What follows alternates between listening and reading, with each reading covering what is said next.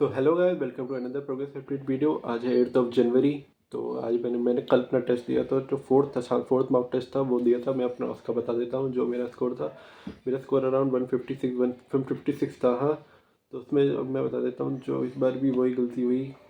एक तो time management सबसे बड़ी दिक्कत हुई। पिछली बार भी वही हुआ था, टाइम मैनेजमेंट मुझसे पता नहीं क्यों नहीं हो पा रहा है।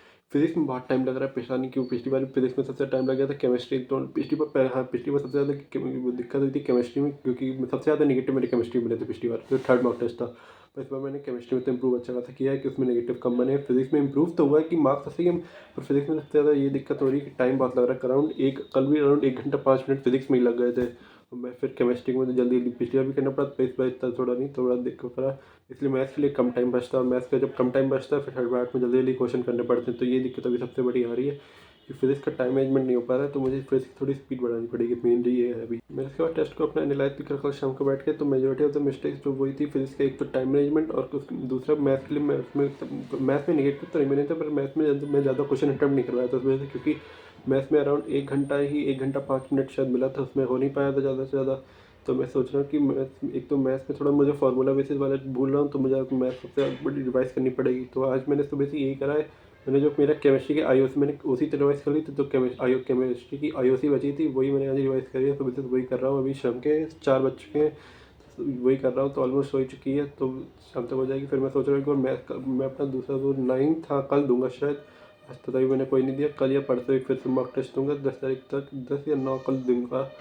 और दूसरी सबसे बड़ी दिक्कत ये भी, मैथ्स के कोऑर्डिनेट ज्योमेट्री के क्वेश्चन नहीं बनने, पता नहीं क्या है। स्ट्रेट लाइन्स के क्वेश्चन बन जाते हैं, और पैराबोला के भी थोड़े बहुत बन जाते हैं। सर्कल की तो कतई भी पता नहीं कोई सा भी, और कोई भी वैसा क्वेश्चन आ जाता है। सर्कल में बहुत ज़्यादा दिक्कत आ रही है। सर्कल और हाइपरबोला, इन सब में मतलब फार्मूला बेसिस वाले छोटे मोटे आते हैं, वो तो हो जाते हैं, पर थोड़ा इस पर काम करना लग रहा है। पर अब तो अब अराउंड 14 दिन ही बचे हैं, तो मेन ये अब तो रिवीजन की, अब तो मेन रिवाइज ही कर सकते हैं, और तो प्रैक्टिस तो ज़्यादा टेस्ट के बेसिस पे रिवीजन हो सकता है। तो उसकी वजह में सोच रहा हूँ थोड़ी कोऑर्डिनेट ज्योमेट्री को स्ट्रॉन्ग कर लूँ, और यही मैथ्स के फॉर्मूले में। और जैसे एक कल पीएनसी का क्वेश्चन आया था, और वो गलत हुआ था मेरा पीएनसी का।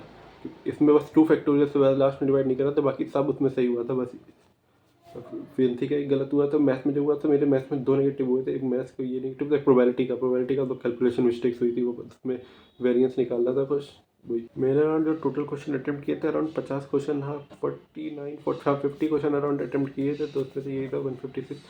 तो मैं सोच रहा हूँ अपने मॉक टेस्ट में कैसे इम्प्रूव करना है। तो मेनली तो मैं टारगेट ये कि अपना आईओसी रिवाइज कर लिया, तो अपना फिजिक्स तो मैं बाद में रिवाइज करूँगा। जो अगला टेस्ट दूंगा उसके बाद। सबसे पहले मैं सोच रहा हूँ मैथ्स, जैसे जैसे अगर मैथ्स कल तक हो गई तो तब भी मेनली मुझे अब क्वेश्चन वगैरह तो नहीं, मेनली फार्मूला बेसिस वाले जो है मेन मोटे मोटे फार्मूला जो वही देखना है। तो ये है एग्जाम का अराउंड 14, आज के 8 हो गए, 22, 8, 12, 14 दिन बचे हैं। मैं कभी भी डेट आ जाएगी कि इस दिन को तुम्हारा, इस दिन को जिससे भी, तो आप लोग कमेंट करके बताइएगा आप क्या कब शिफ्ट पड़े, जब भी आ जाए मतलब।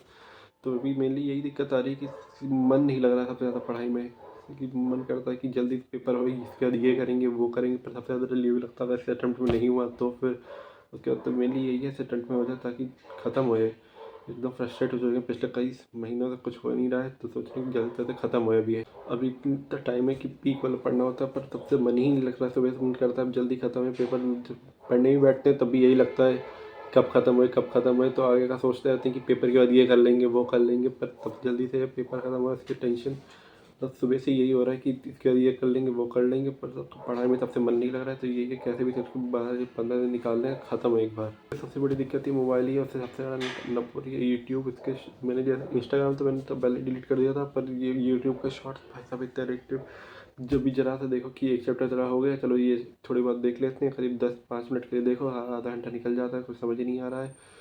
तो यही जैसे तैसे इसे कुछ ख़त्म करके मोबाइल को मैं क्या करूँ, फेंक दूँ, स्विच ऑफ करके क्या करूँ, मुझे खुद नहीं समझ आता है। सबसे बड़ी दिक्कत तो यही आ रही है कि डिस्ट्रैक्शन कैसे अवॉइड करें। तो जैसे तैसे इसे तो करना ही पड़ेगा, क्योंकि अगर 15 दिन बचे हैं, इसमें नहीं करा तो कब, फिर बाद में कोई गिल्ट नहीं होना चाहिए। मेरा ये है बाद में कोई गिल्ट ना हो कि पहले हो सकता था कि करा नहीं। तो मेरे लिए अभी ये है कि अभी कर लो जो करना है, इसे जैसे तैसे अब 15 दिन बस और निकालने हैं, उसके बाद खत्म।